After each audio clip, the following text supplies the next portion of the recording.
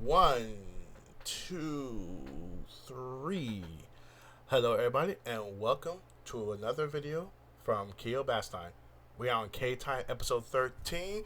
This one is more of a bit of an impromptu video, just kind of for us to kind of guess maybe about a few things that's happening, or maybe more so what I at least see on horizon.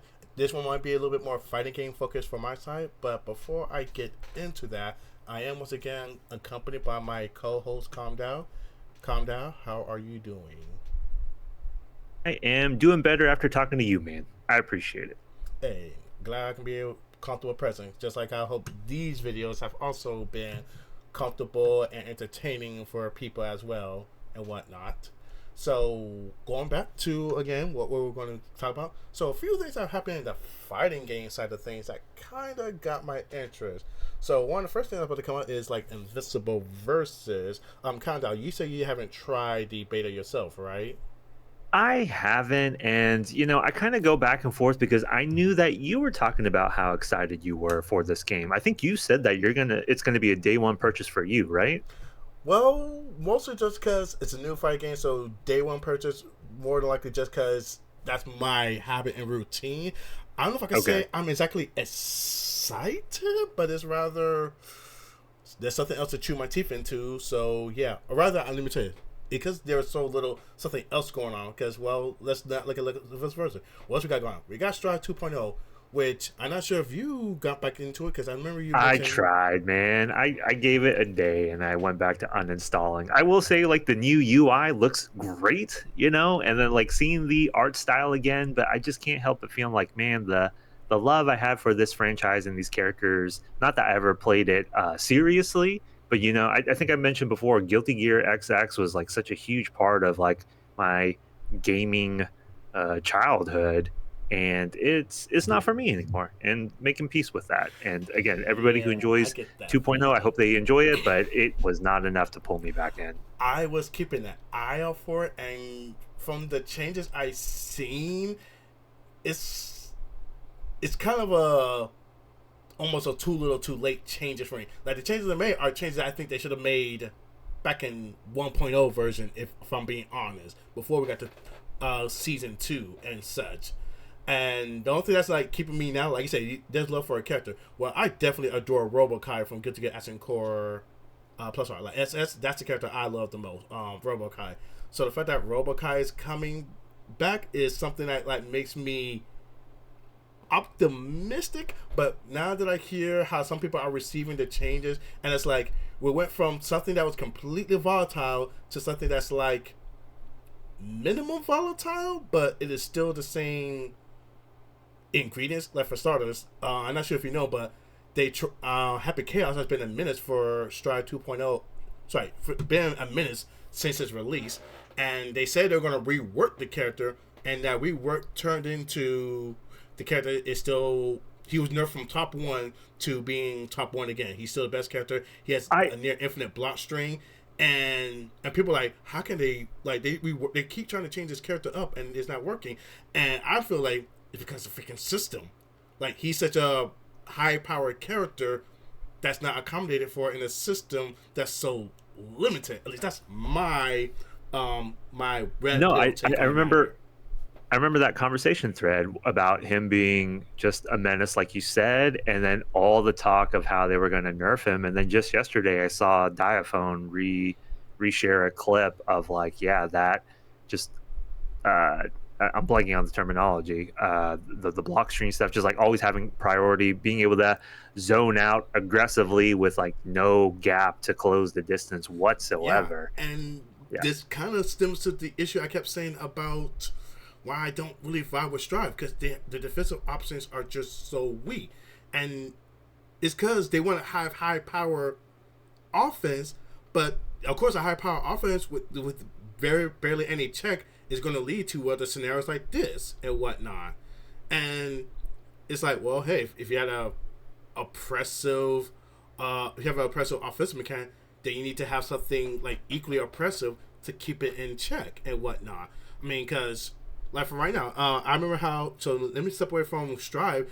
Hunter x Hunter. We just got a new character.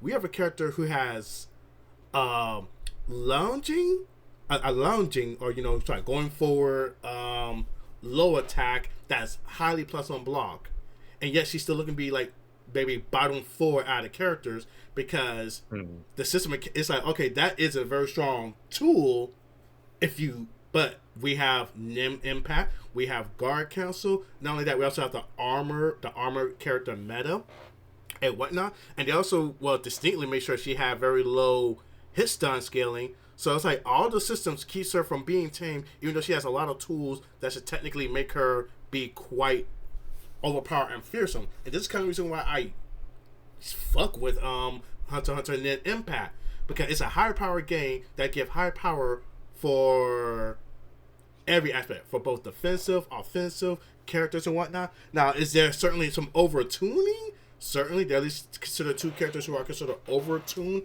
and whatnot, but thankfully, it is not to the point of they can't be toned down to be more in line with other characters, and it's also not that other characters have almost no way. Like for starters, in Get to Get Stride, the thing with Happy Chaos, you pretty much just have no choice. It's either get hit or get shot. And then Impact, it's rather, okay, kill that character before they can kill you, and that's basically it. How do you want to go about killing character? You can chip them out, you can still miss them up, or you can one-touch them. Either are still valid options and whatnot. You have the overgear mechanic, the quick gear mechanic, then Impact and whatnot. And of course, the fact that you still have teams. Now, that's not to say that team games are always better, but I think you get where I'm coming from. Like, there are so many things in play that I can respect then Impact and is volatile, as opposed to Get Together Strive, where it's like, yeah, we want to keep the game volatile, but we orchestrate it by making sure there's only one side that gets to be volatile, which, again, I'm not a fan of. So tying that back to Invincible Versus then, because like I've only loosely been keeping up with it, man. Like to me, I don't have any attachment to the franchise of Invincible to begin with, not reading the comics or watching the show. And then just like visually, people who like the style, cool. Like I think it looks really ugly, man, and I don't think the animations look good. So it is not pretty looking. I agree. So as far as like the gameplay though, like does it look like there's like some sauce in there for you? Like is it leaning more towards like that Nen Impact oppressiveness, but giving you lots of options, or what is it looking like for you? I have not explored it because training mode was hard to navigate, and honestly, the truth of the matter is, compared to Get Together Strive, compared to Street Fighter and Tekken, yes, it's giving you more options. Is it? But how good are those options is still a matter of who really knows. Or even better yet, they already even said how the 1-bar alpha counter, they're going to nerf that to make it even more, to cost more. Which I was first like, should we really be doing that? But apparently, but that's the thing. People are so conditioned by modern Guilty Gear Strive, Street Fighter 6 design, that anything that goes against that is just, whoa, what the heck are we doing? Not heck we're doing, but rather people are already been conditioned to be. How about this? For a Martyr game, it does seem like it gives you more defensive option that's more open and whatnot. Compared to what I see from Nen Impact in my usual games, is chump change, if that makes sense. So I'm not necessarily excited for the fact that the thing that makes me the most, if anything, at least willing to give Invincible Versus a shot is, well, not to be, if anything, on a... I hope this doesn't come out the way I am, but since most of the games that we mentioned are made from the Eastern side, there is this notion that we're going to follow everything that everybody's doing trending on the Eastern side. While Western game design has different philosophy and practices and whatnot, as such. But, I'll just say, it's because it's Killing Instinct behind the helm that I'm giving Invincible Versus some graces, if you will, and whatnot. Like go ahead. I was just gonna say, I wonder. This is not wishing ill will or anything out. I'm really curious to see the longevity, how this will pan out. Will it do better than 2XKO? Is it gonna last longer than Nen Impact? Honestly, it is gonna do better than 2XKO just because it's an IP that people know. Like, who knows about 2SKO and their characters? Like, that's kind of the problem with like 2SKO. they're trying to push it because like, well, we have arcade characters, but what is a cross pollination between people who play arcade and want to play fighting games? Let alone Well, attack. that's the Fighting thing. games. There's still to this day League of Legends players who have no idea that there's a fighting game. You know, like Yeah, they screwed up massively if like that's still yeah. happening, that they can't Marketing even was pull from their own player trash. base. And in fact, that's why I could give to because they are marketing the game. I'm seeing them doing the hey, here's our game, it exists. Here's our podcast. Here are just random videos. In fact, their even official YouTube channel has gone to make memes of character interactions. Like they capitalize on, oh, we got these characters saying this to each other. Let's capitalize on that and do a video. So they advertise themselves. To SKO, or rather the primary channel, they only post a video when it's like, hey, something's coming to the game, get excited. They're not posting either regularly or just like fostering anything. It's just rather they seem to just rely on the community to talk and uplift the game and not them promote the game themselves and whatnot. Yeah, even before there was like the Sage Slam stuff, and that happened for Street Fighter 6 and Tekken 8. And I know he partnered with one of the participants before. I don't know what this streamer's like main content is, maybe Team Fight Tactics, but Box. So he was doing, instead of the Sage Slam, the Box Jam Slam or something like that for 2XKO. But because I don't care about 2XKO, I have no idea how good those numbers did comparatively compared to the previous Sage Slams. I wonder if it was the same or if it was like a noticeable dip in between. My bad, got a little bit distracted. But yeah, the Sage Slam, that definitely did brought some eyes to 2SKO, but that was definitely relying on, that's 2SKO relying on Sage notoriety and the other VTuber community, the FGC and VTuber community's notoriety, if you will, not 2SKO like propping anything themselves, if anything. Yeah. And it's kind of a shame because like you have so much lore or so much, I mean, you got cross-pollination, like some of these characters have been in other projects, and they should try to cross-pollinate people, and it looks like they're not trying to. Like Invincible Versus is doing it like right now. Invincible Versus like, hey guys, we're just showing Conquest in the show. Hey, here's Conquest in the game and whatnot. Like, and it sucks. Like they're like doing the thing of like, hey, we got a show for you to get into. Now we also got the game, and we're going to do some other stuff. And in fact, there's the Invincible mobile game. I'm like, what happens to that Invincible mobile game? And now they're like, hey guys, we're not doing stuff with the Invincible mobile game even more so now. So it's like, okay, they're doing their cross promotion. So yeah, I can agree. Invincible Versus doesn't look pretty. I'm not the most enthusiastic about the mechanics it's doing. Not because they're not great, but it's rather you're offering me something that the other games aren't offering. So sure, I'm interested and whatnot. But you're also, well, I know you exist as well too. And I don't know how they would do it, but I think like if they had some way to tap into the Mortal Kombat player base, that's like exactly what they're make doing. money Like there. with the gore, like this is the next goriest game that people can kind of get, which I think is nothing gonna make it stand out. People are tapping into the gore factor of this game and such, or at least they are tapping into that. And when is the release date for Invincible Versus? Do you know? April 30th, so it's not too Okay. far away. Yep. Yeah, so and I think that's when we're going to probably get the last episode of Invincible Versus. So, and then Evo's about to come around the corner. There's going to be an Evo and such. I mean, another thing also is, oh yeah, that's another thing. Like, sorry, 2SKO. One part, even when 2SKO was thriving, it was PC beta only for a while. Invincible Versus is going to be on both PC, PC, PS5, and Xbox, right for the get go and whatnot. I don't know if there's a Switch version. I don't think there is a Switch version. They might try to do one later on because what I see for the game is not pushing that many stuff, so they could do a Switch version, I would imagine. So yeah, I don't remember the price for Invincible, but I don't recall it being a $70 game either, in my opinion. Let me see if I can bring that up. Yeah, that's because I don't think it went as cheap as the Avatar. It wasn't going as cheap as Avatar, but I don't think it was also doing quadruple A pricing either. Yeah, so Visual Versa standard price is $50, Okay. $49.99. So yeah, so all those things. That's why I think it will outlive 2XKO, even though one could definitely say 2XKO has a much more cleaner presentation and whatnot.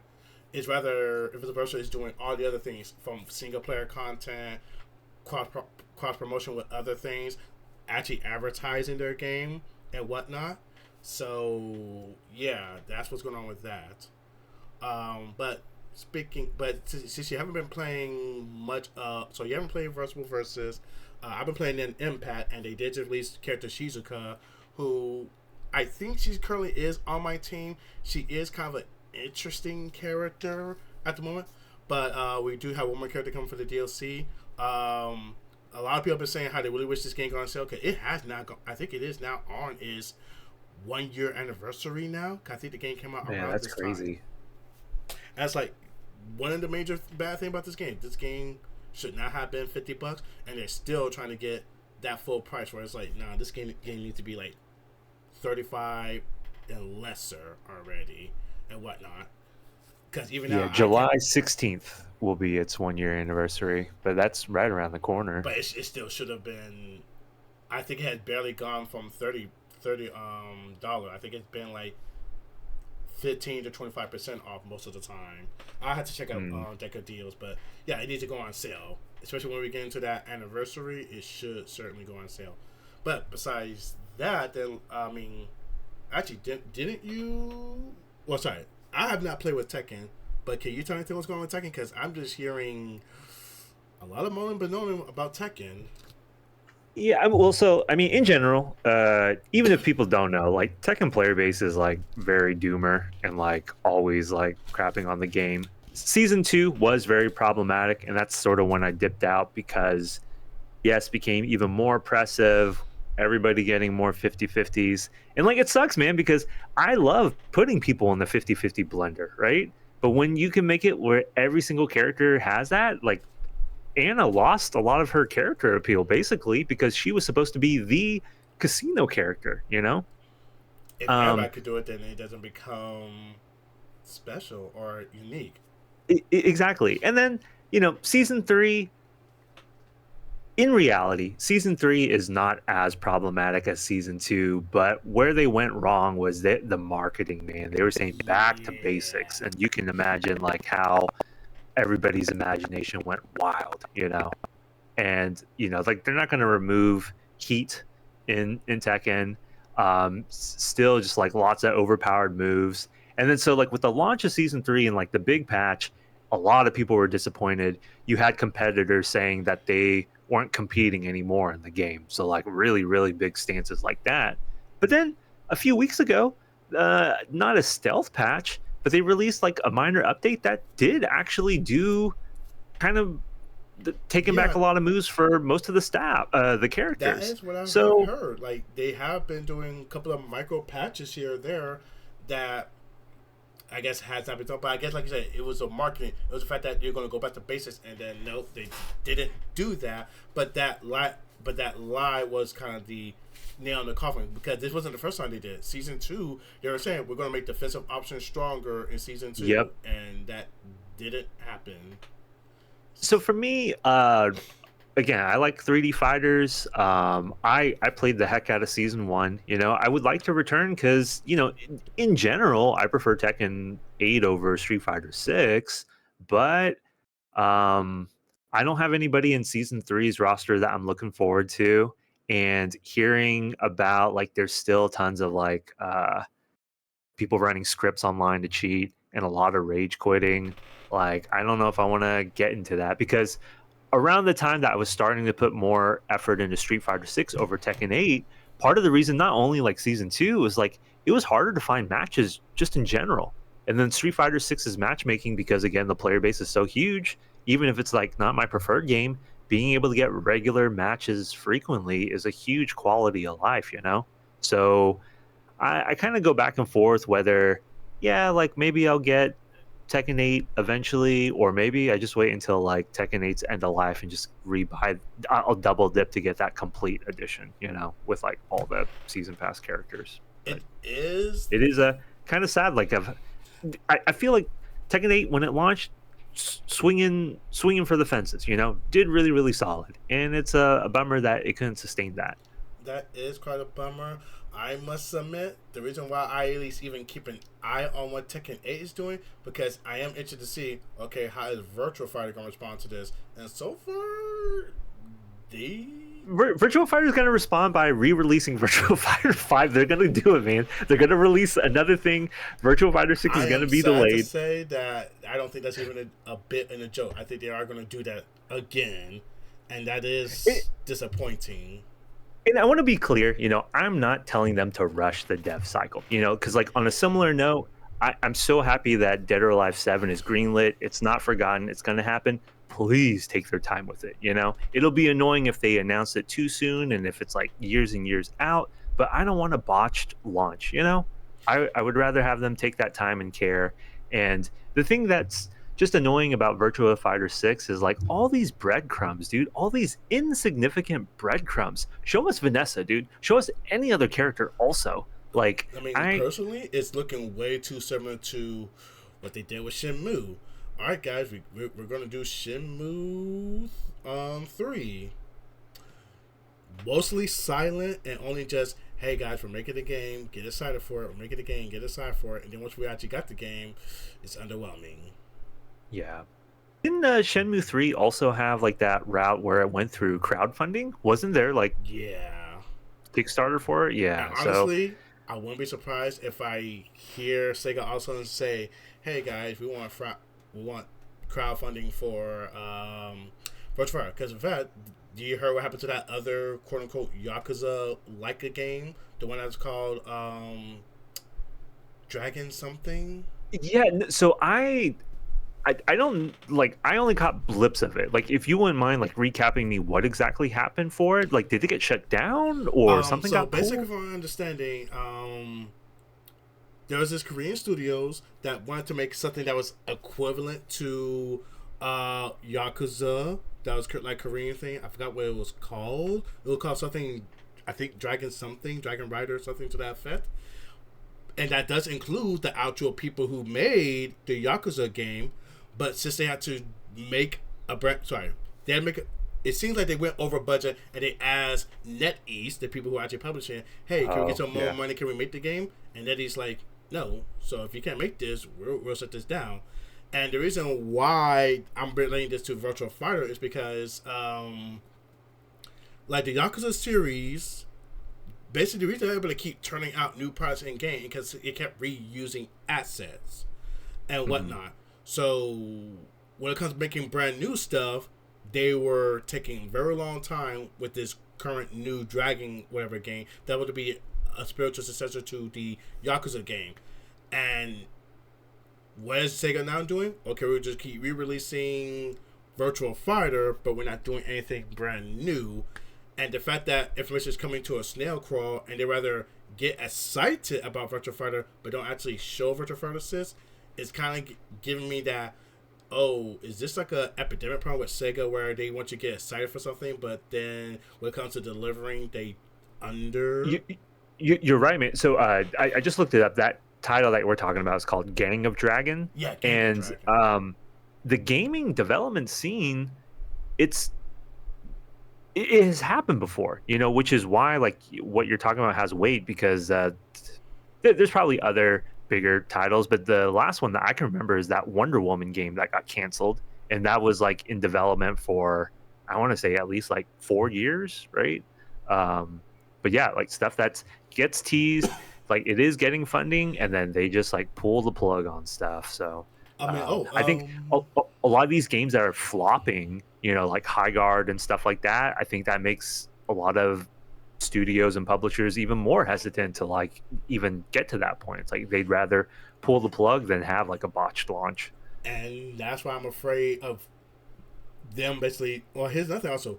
Like, if we're going to do new mechanics for a Virtua, if they're going to do new mechanics or new trends, I expect Virtua Fighter 6 to do that. But instead, they're like, hey, we're gonna remove this mechanic from Virtual Fighter 5 that's been here for more than a decade.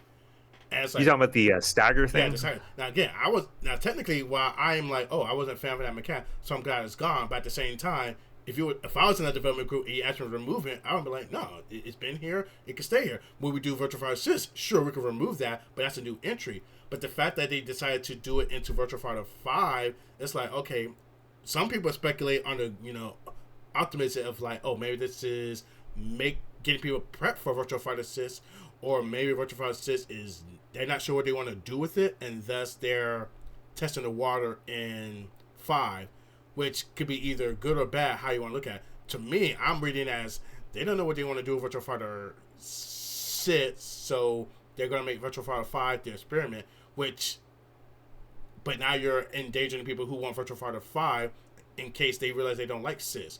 But now you make 5 like a Virtual Fighter 6 light of something of sort. I mean, I just looked it up. We all know Virtual Fighter 5 is an old game, but it's like worth saying the number, dude. Virtual Fighter 5 turns 20 this year, dude. Yeah. It's not like I'm complaining about it, but we have a company that kind of did this, who I did kind of want to jump into eventually. Street Fighter 6. Street Fighter 6 mechanics are not completely brand new to Street Fighter 6. They were introduced in Street Fighter 4's Omega mode, but since it was a separate mode, it didn't tarnish the original Ultra Street Fighter 4 experience and whatnot. So if they had done something like that with Virtual Fighter 5, that would have been nice. But now the fact that they're basically morphing the Virtual 5 experience, it makes you think, okay, what is that like? Are they confident what they're doing with 6, or are they now making 5 be the guinea pig and whatnot? I mean, it's up in the air, and the lack of communication definitely makes it concerning. At this point, give us Virtual Fighter 4 Revo with like the new Yakuza engine skin or something. Like I do not want another Virtual Fighter 5 give us Virtual Fighter update Kids release. or as some people say, give us Sega Mega Mix again. Yeah, dude. Any of that stuff, honestly. And again, I want to be clear. Don't want to rush the release of 6. I'm ready for it. I'm looking forward to playing it. Hopefully, it does still happen. I want to see what Vanessa Lewis looks like in the engine that they're using Virtual Fighter 6, or even another cooler new character, right? I'm all down for that. I'm interested to see what they want to do. So yeah. So let's go into the last thing with Street Fighter 6, because something I did want to talk about was like some information that came out. For starters, Alice came out. We'll leave it at that. Alice has came out. Now Ingrid, I have very minimal exposure with Ingrid, but I'd be lying if I said I had some hopes that Ingrid might bring me back to Street Fighter, because outside of Honda, I really don't have any other character I want to play in the game. Yeah, I thought with the time that we were going to record, they were going to release her gameplay trailer finally, but that's apparently not until later this evening. So actual gameplay footage, you're not too far away from seeing if she is going to be the character that pulls you in or not. Yeah, because the only time I played her was in Capcom Fighting Evolution. I never played her when she entered Alpha, and I didn't realize she had a counter. And almost nobody even mentioned that she has a counter. So I found she got a counter.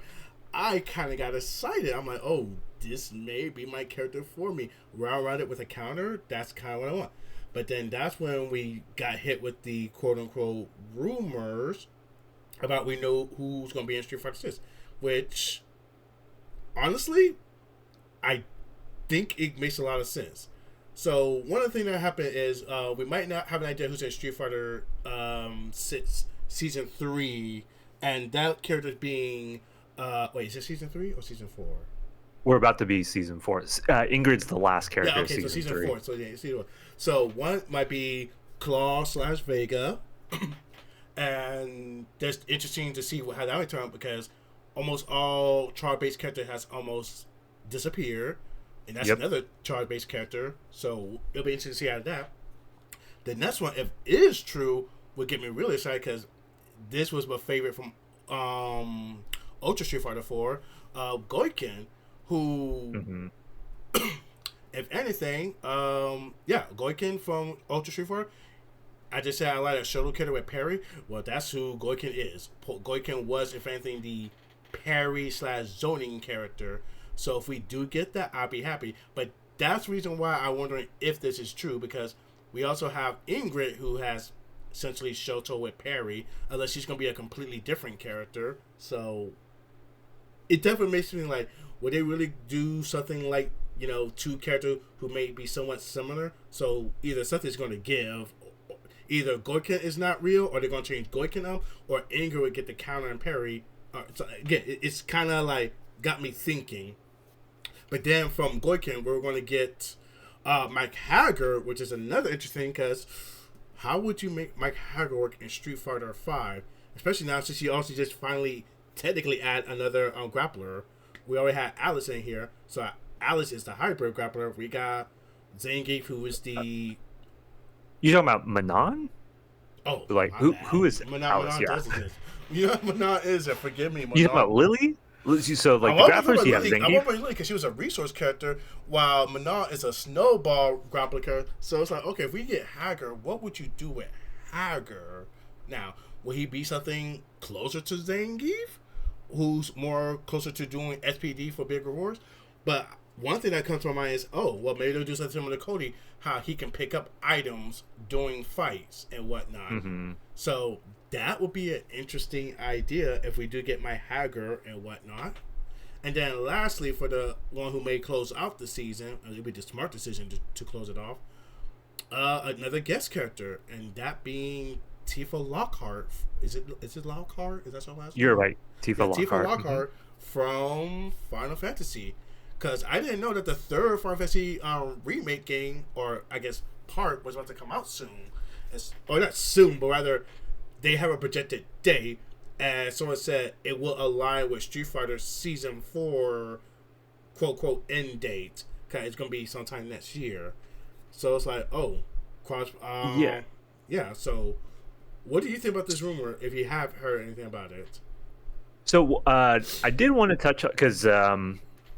obviously it's like the big talk, and Roofamonger also made a video on it. What he hinted at was the Goken and Mike Hagar news is not what he heard.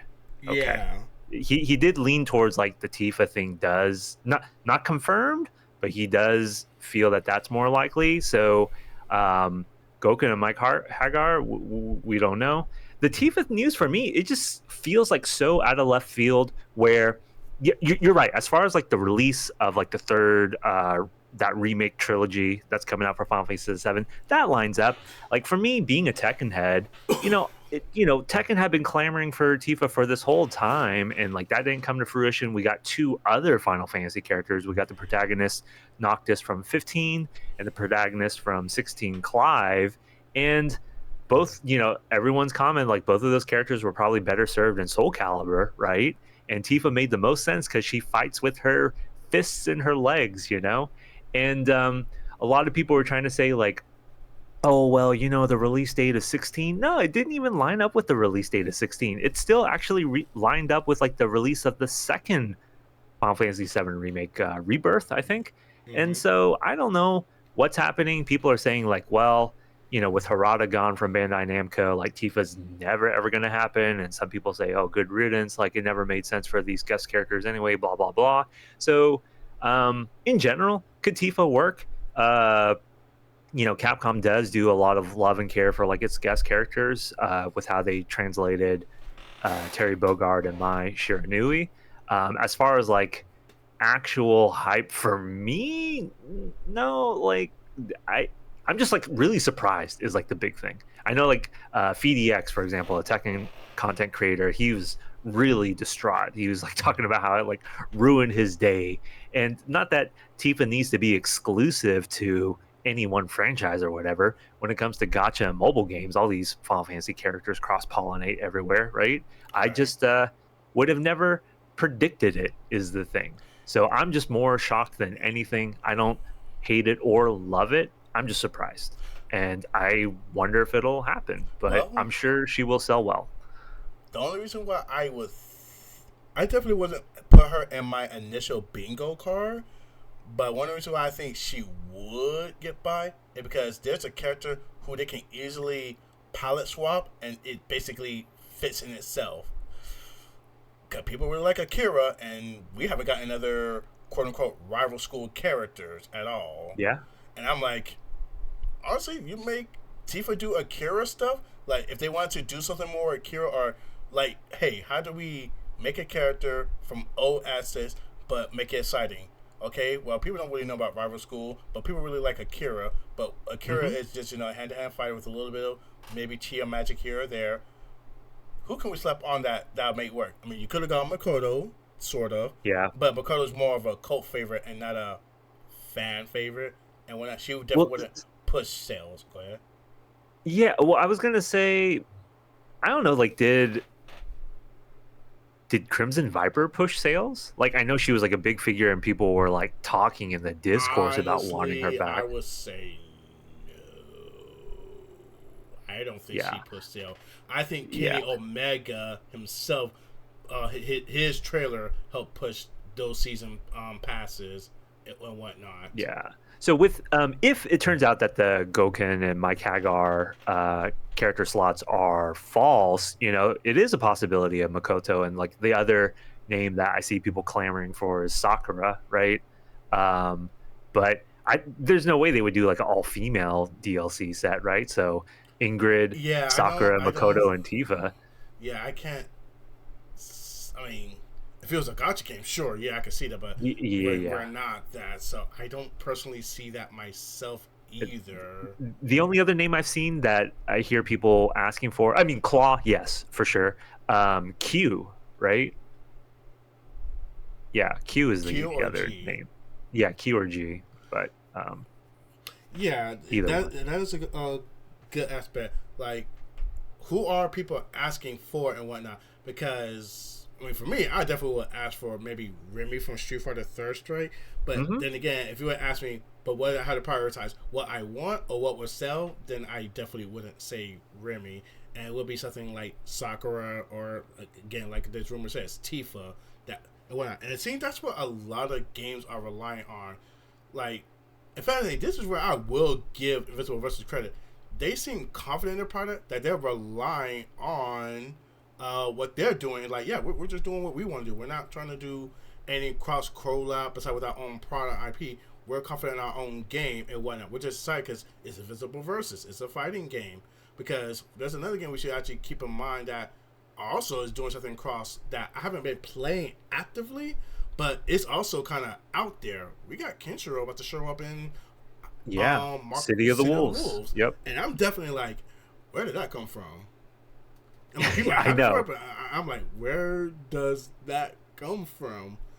If anything, I thought because back in the day, Capcom did make the first JoJo fighting game. I think, right? Mm-hmm. Yeah. Like I know in clips that trend on YouTube, it's like the Arc System Works.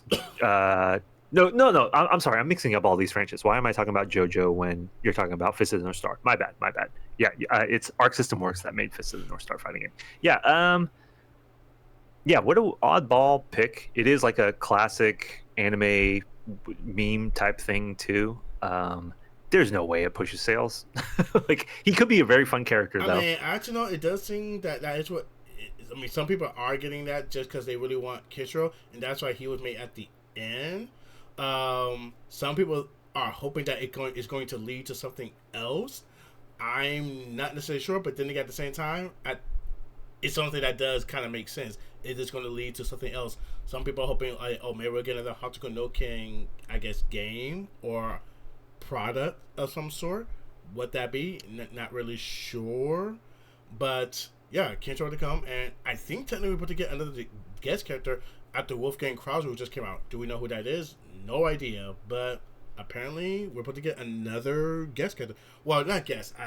Some people are expecting that's going to be Mr. Karate from Art of Fighting, because we do know that there's an Art of Fighting in the works. So, if anything, that does make the most sense. Do something for Art of Fighting that's about to come out. Who knows when, but they're probably going to announce something on Evo, because Evo is, I won't say around the corner, but it is coming up. There's so many now. It's kind of hard to keep track. Let's see. Oh yeah, Evo Las Vegas 2026. there's so many fun. I think we could at least that's like we're not too far away from Avatar June. versus. Yeah. I was just saying Evo Las Vegas is June 26th. And then the Avatar fighting game, when is that? That's June also, I think, Yeah, that's what right? I'm doing. Yeah, well, it's not gonna be part of Evo, but I'm pretty sure there's gonna be a showcase and whatnot. Yeah, if anything, I have to admit that is the game I'm probably the most anticipating. But I'm going to say it's also due to the grace of who are the developers. These are made from the people who did Skullgirls and them fighting hers. Well, sorry, let me not say Okay. Skullgirl. Sorry, I don't know if Skullgirl people are part of it, but I know they took a lot of liberty and influence from Skullgirls, but them fighting hers, which while not getting I play actively, I do stand by that. Oh yeah, it's a good product for the most part. Outside of what happened with the last two DLC characters, and it looks like that they are doing some interesting things with it. With like how I do like how Avatarverse is leading into the. You played Mortal Kombat 11. You remember how Mortal Kombat 11 had the what was it called? Not brutalities. When you do something specific during a match a few times and you get a perk for that. I forgot what that was called in Mortal Kombat 11. Do you remember what that was called? No, I do not, man. I know what you're Oh, there's a talking crushing. about, I think. Was it crushing blows? I think they're called crushing blows. Okay. Yeah, Well, the there's crushing Fatal blow. Blow also, I think, maybe. I think it was crushing blow because fatal blow I think was just the super itself. Hold Okay. on, let me see if I can look this up. Okay, yeah, crushing blow. It's a cinematic high damage version of a special move or combo that's triggered when specific requirements are met. So they're doing that. So they are doing that in Avatar. Like for example, if you play Korra, because Korra is known to be like a very aggressive, egotistical character, they say that if you play a match with her and don't hold back and keep going forward, keep attacking, you get like extra meter gain for doing that and whatnot. Or while Zuko, if you actually experience burnout in Zuko and then recover from the burnout, he gets even more additional firepower. Cause it comes to be like uh, referencing his redemption of learning how to basically come back from the brink of despair or something to that effect and whatnot. And that's what the burnout state and avatars. So they're doing all these like basically crushing blow adjacent mechanic. It was also present in Soul Calibur 5, which is also not 5, it's 6. Soul Calibur 6 and whatnot. So I like when games were doing those things like, oh, do something specific that's like particularly to a character, and we give you either a slowdown effect that gives you time to either do additional combos or something, or some buff. I always liked that mechanic, and I'm glad that Avatar is trying to keep that mechanic alive because it's not really present anywhere else currently outside of Mortal Kombat 11's Crushing Blow.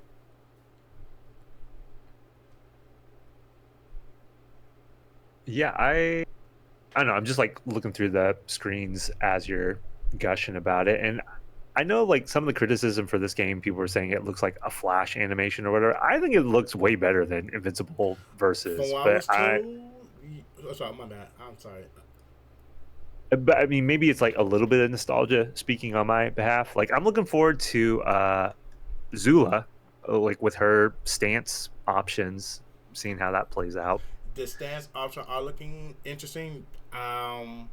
Azula was my childhood crush, so I am interested in her because of that. Though I did learn that her Fire Lord state is like a trap based character, which I'm kind of intrigued by. But I'm also interested to see what they do with Avatar Kyoshi, since she was my favorite Avatar we learned about. I mean, granted, I'm biased towards just earthbending in general, but it looks like Toph is more of a grappler type, which I could fall back on, but I wasn't really looking for a grappler type. So I want to see how they're going to handle Kyoshi and whatnot. I'm definitely am a kind of a function over favoritism kind of guy, so I'm definitely looking for function. And technically, my function might still be Sokka, but admittedly, I don't love Sokka like that.